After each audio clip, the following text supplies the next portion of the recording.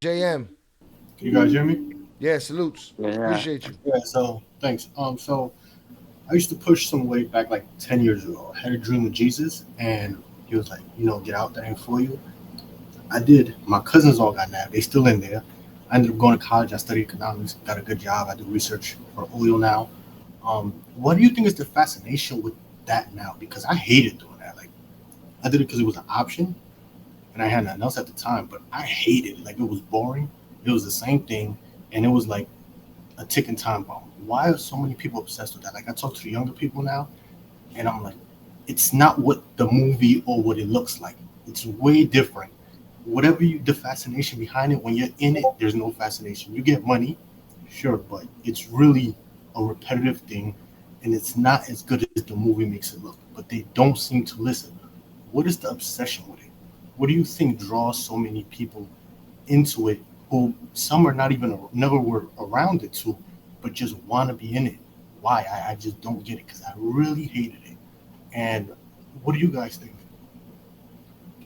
Well, I think this is one of the reasons. I believe is that because the environments we grew up in, the only thing we see that could give you something that's for many unattainable is drugs because you have access to them in those type of environments. Because I believe that if you had access to like careers or people, you've seen those people and saying, hey, you could go to school and get economics and earn a good living and have this nice car, whatever the case is, that more individuals will do that. Okay, but it's that brainwashing, of our environments that makes us think that we're going to be able to, do better than the next one. And I think being in prison and talking to her when everyone always thought that they were going to be able to be, bigger and better. And I used to always ask, hey, what was the name of the kingpin in your neighborhood that you wanted to be like? And they'll be like, oh, whatever. And say a name like all you have to do is ask that, and they'll be like, oh, so. And what happened to him? Oh man, they killed him. Oh man, he got life for 25. And I used to be like, and what did you do different? And you would see them think about it, like same path, right? You're in prison. What did you do different that made you think you're gonna have a different outcome? But they get obsessed with the positive of what that the money or whatever that life is, the girls or having a name, and next thing you know that's their life. And no matter what, um all the deaths and all the bad news you get, all the people being in prison, it doesn't deter anyone. So when Congress asked me, recently, they said, what do we just offer the death penalty, or make anyone selling offense on the death penalty? He said, wouldn't that be a great deterrence? Like, man, there's dudes running around in the south side of Chicago, getting killed and risking their lives for nothing. You know, I don't believe that would have changed, but that's just the way society is, and I think that for my brother and I, it's important that we share this. Like, there's a big difference between making some money and being able to make 10 or 12, $13 million a month. You get me? And if that didn't that didn't keep me in the game. That didn't make me say, "Oh, you know what? I'm gonna die. I'd rather die rich." Hopefully that with these projects we could kind of bring a better picture to life of what has been being sold through pop culture or for quite some time. Yeah, thank you. That was a good answer because when you said that, you made me remember when I was younger and I thought like that before I went to school. So thank you. I appreciate that. That's something you said I'm gonna take with me. So when I go speak at the with the youth, I can throw that in there. So thank Yeah, it's ignorance, bro. Just it's a lot of ignorance, and it's because it's what's of the available, right? It's what's available, and I think that if you had more people like you, where you'd be able to they'd be able to see you, and that's great that you're sharing your story with the youth. It's something that I do, from a different perspective, where it's like more deterrence. but you're a great example to say, look, this is what I did.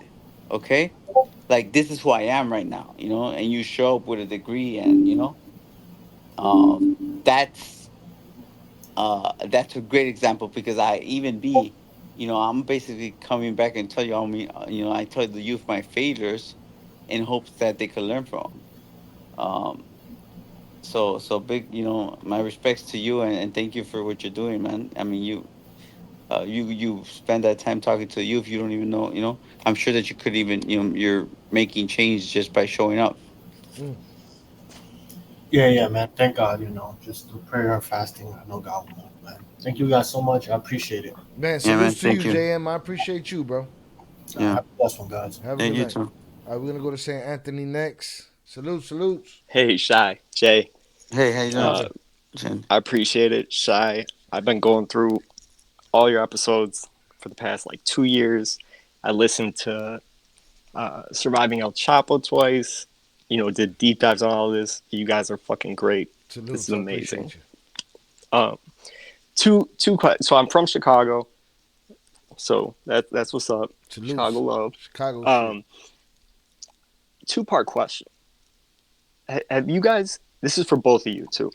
Have you guys ever thought about doing a live event? Obviously, Jay, you wouldn't be able to be there. We could do like a fucking CGI Tupac for you, We gonna to Nah, hologram your where chest, bruh, and your six pack that Gene hey, Barretto nah, got nah. you. The one that he gave me. Nah, I do live events, just so you know. no, but I'm saying like I don't think they would allow you to come back to Chicago and be on a stage in front of a general public audience because I think the impact of that would be so significant to interact with the youth, the older kids. I do some work with the investment group over in Lawndale to try to keep kids busy after school and stuff like that. And, That's great. Oh, that's we just amazing. we just need it, you guys. I'm just this needs to be so much bigger than it is. Mm. And then the other part of the question I had was Shy. You're so like you're such an OG and you got your shit together so well. Who was the person that you listened to and what did they say to you to keep you on the straight and narrow? And Jay, who's the person that talked to you that you wish you would have listened to? And what did they say to you that you may have not listened to? That's a great question. So you want to start? With me, I guess they asked me a question at 247HH a couple years ago. I went over there with Dame Grease to see the homie Jello, and they interviewed me, and they asked me, what would you say to your younger self? And my answer was shut the fuck up. My answer was, to probably leave the door open to things that I shut the door on quickly for whatever reasons, and to just pay attention and be more observant rather than, shooting shit down. But I will say throughout, all my time, it's like my ambition and what I thought that I was capable of is what kept me on the straight and narrow. Like I was always in the mix, you know what I'm saying? And I was the people in the mix with me were happily in the mix with me, and a lot of them were on some bro. You could rap your ass off, get out of here. So I listened to those because I went and I did my thing. You know what I'm saying? So I think there was a plethora of people, that I looked up to. There was only a certain amount of people that I could respect. Just like here, I was able to sniff out, just like I am now with what I do here with reactions. I'm able to sniff out bullshit, and I listen to the people that I look at them now and they're doing their thing. They've become the thing that they wanted to be. So that those are the people that I looked at. The people who had the same kind of ambitions that I had, and they busted their shit to go get it. You know what I mean? So that's pretty much it. I don't know if that I know, answers your but I know, question. but why did you go the straight and narrow path when I know that you had a bunch of friends? Because the same thing happened to me. I was in the mix too, Mm-hmm. but I watched that shit from over here. I Mm-hmm. knew when to walk. I knew when to walk out the door. I knew Mm-hmm. when to. Uh, uh, I knew when shit was tension. I walk into a room and I could feel tension, Mm-hmm. and I know it's the same thing for you, Jay. Obviously, fucking, you're here today. Um, but what was that made you that way and not like I guess everybody we else can maybe read. I around you? guess we can read people. I mean, we knew amongst our own who was the snakes, who was the not the snakes, who was the ones that was the crash outs that was just crash out dummies. Like we knew those things, we saw those things. Some of us were woke enough to recognize it and decipher that shit. You know what I'm saying? And just stay in our lane. You But know there was, what? but hold on, and luck had a big part of it, because maybe there's things that I got out of that was impossible. How the fuck did that happen? I agree with that luck part too. You know? Yeah, yeah, for sure. Is I think luck has. I mean, right place, right time, but it also depends because look, if you listen to a podcast, I think my brother and I were able to learn from like what I would say, like you could learn a lot from dummies, and but being in those environments, I think I was always looking at who I didn't want to become, Mm. who I didn't want to become. That was Yeah. my focus. Who I didn't want to be like. Um, but you know, I grew up, because we weren't able to like have regular, friends. My friends had to be older, and we looked like kids, but we were, I guess, I'm not gonna say like these mature, 12-year-olds, but we did enough to get by till we could hang with the older kids, right? But I was fortunate to have a group of friends that were not all like, they were not all thugs, you know, they were like smarter, like into different type of stuff. Okay, a couple of those who I thought were gonna be all right, they end up, getting lost in the gang, Mm. themselves, that they were surprising to us. But out of that, I had one friend who he's still my friend to this day. He was very intelligent. Lived down the block. He came from a loving home, and I shared this in my classes that I would see his parents actually walk down the street holding hands, and he would see them, and he's 18, 19 years old, and he would see them. He didn't care. He'd run down the block, go give his mom and his dad a hug and a kiss. And I didn't get that type of affection, and always was like, happy, hey, like talk to us, just like this energy of love, right? And he was very advanced. He graduated like high school at a very young age, and he had this like confidence, and he would challenge me. Like he was really into like, like hip hop rap and stuff like that when no one was into it. Like mole men, like like underground shit. Yeah, yeah, like back in the day, big pants and like Rhyme Kangos, like fest, Shout Jew. shout Oh out yeah, shout out yeah. Rhymefest. shout out the Mo, man. I done the Chicago rock show. Salutes to them. Yeah, all that stuff, right? Shy, And we've crossed paths before. I know that. Had to. Salutes. he was one of those, and he had like he would listen to Wu Tang and Rhymefest and all, and I'd be like, bro, like we're listening to that Master P, listening to what is this, you know, that for real, like so. But I could remember him. He was a question where I'd be like, no, no, like I can't do that. And he'd be like, why not? Like, why do you care? Like what they think? And he was a performer, and like so he was an actor, and he could sing. And I remember you guys. Do you guys know about WGCI Yeah, Of course. 90.5? Right. He would birthday line, go. baby. Yeah, and he would go sing. I think on Saturday, Sunday 107.5. they had that freestyle thing, and he would go sing and be on air. And as a kid, I felt like, oh my god, like how does he do it? And he was like this chubby kid, full of confidence, funny. You get me? Mm-hmm. And I learned that I could be myself and it could be okay through him. And it took me a while. I'd go back and forth, but I remember him like those sad moments, and he'd be like, "Man, it's okay for you to cry. Like you don't have to like prove yourself to anyone or stuff like that." And I used to be like, "Oh wow." And he definitely had a big influence. I tell him all the time now. And he joined the Cook County Sheriff's at first, and then he joined the Chicago Police Department.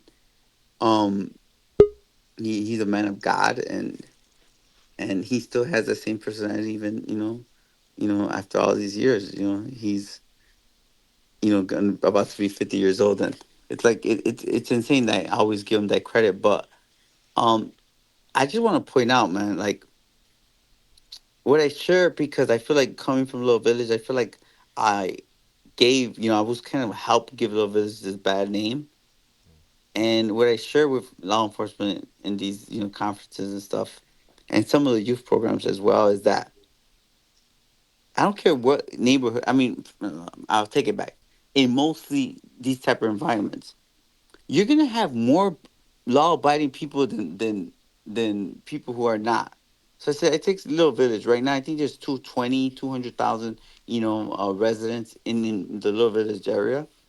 But you have like 10,000 maybe gang members at that, if that. So you have like 10,000 criminals, right? Gangbangers, whatever you call it. Well, man, guess what, man? No one ever pays attention to the positive people that are going to work every day, Mm. to make a living and put their kids to school. And, it might not be, to the mansion. Not everyone has that. But guess what? They leave the hood and then they start, the transition of doing right. You get me?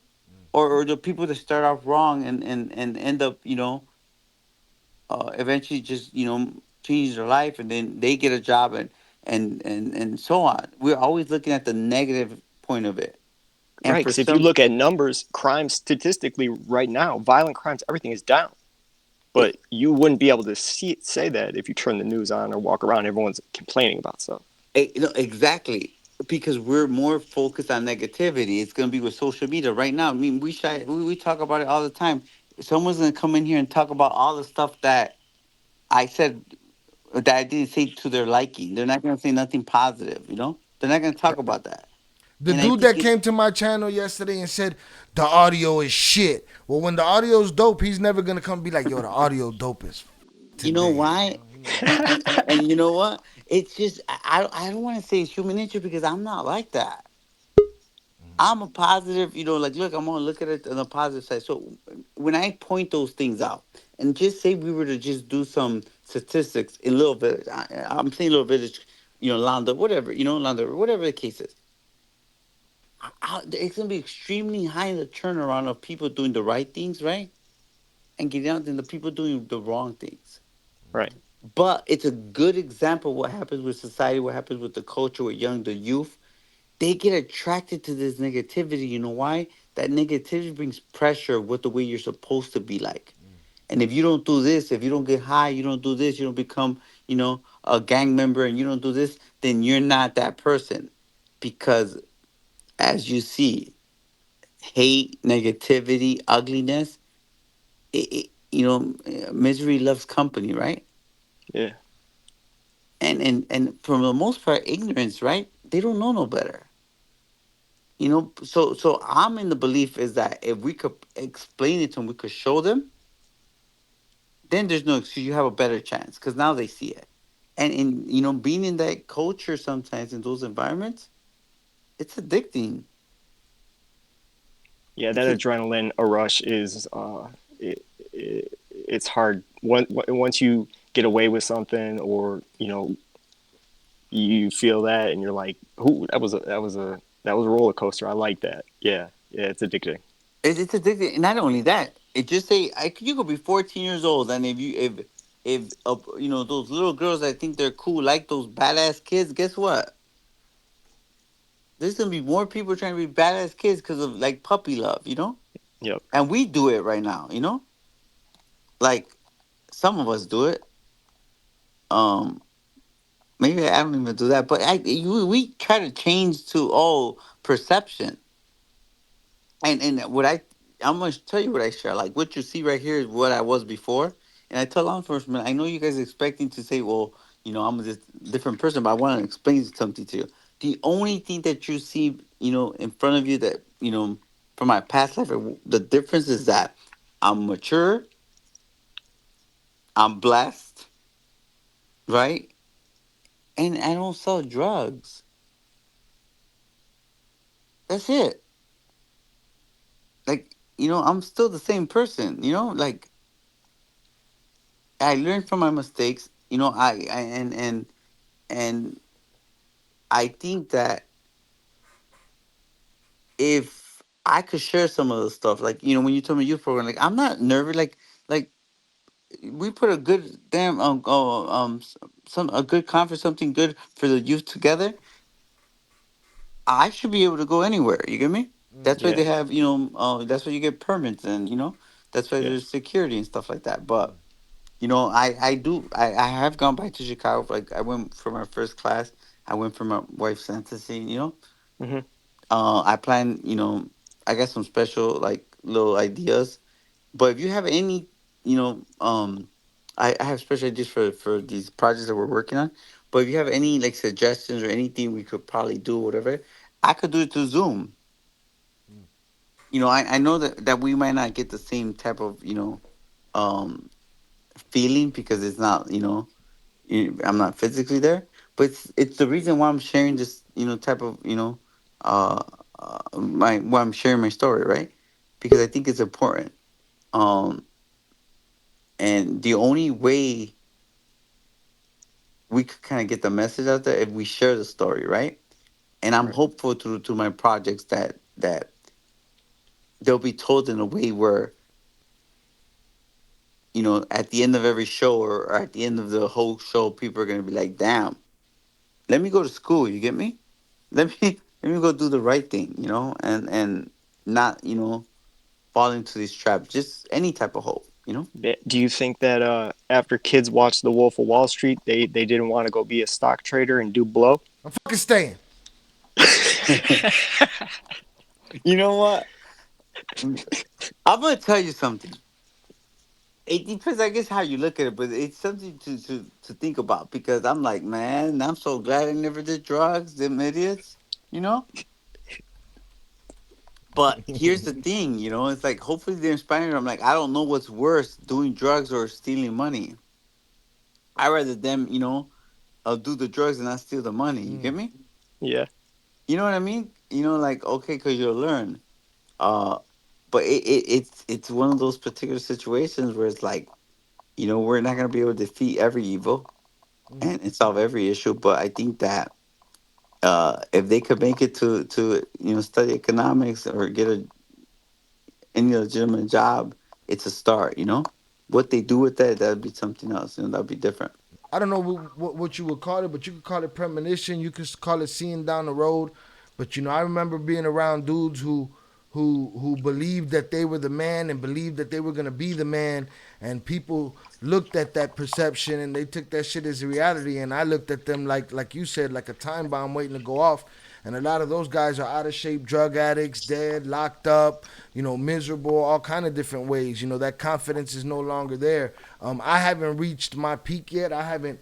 I'm still on a mission, coming back for everything that I'm owed. But when I'm dead and gone, I'll leave a body of work and whatever I'm able to leave from my family. And I just believe that I was blessed by the universe and whatever cosmic force pushed me forward and kept me going and keeps me going today and tomorrow. Like that person was looking out for me because sometimes I was too stupid to save myself. And that's it. I really do appreciate it, you guys. Really do. Hmm. Keep going with this. I love the fact that you guys still do this. Um, it's gonna get big. I know it for a fact, and I just really appreciate and respect the fact that you keep coming back, keep grinding, and Jay, you obviously know the outcome of that in the long run is if you keep grinding and doing this stuff. So you're already helping kids. I'm sure there's a kid right now that is thinking about what he's doing every day when he's out in the streets. So even if it's one person every other episode, whatever, it's awesome. Yeah, you know what? And I will tell you something. I agree with what Shai's saying. I still don't feel like I lived my best life yet. And I think that type of mentality, I think that is what kind of carries. Like every day I get up, and I'm like, I'm hungry. Like I never did anything, but now I'm hungry for something positive. And I feel like God willing, with the you know right direction and meeting the right people and some of these things that God has opened the door for, that I'll continue making a positive impact and one day have great fruits to show, for all the labor that we put in. Yeah, thank you guys. Salutes. All right, man. God Appreciate you, St. bless. Thank Anthony, you. man. We'll reach out. Salutes.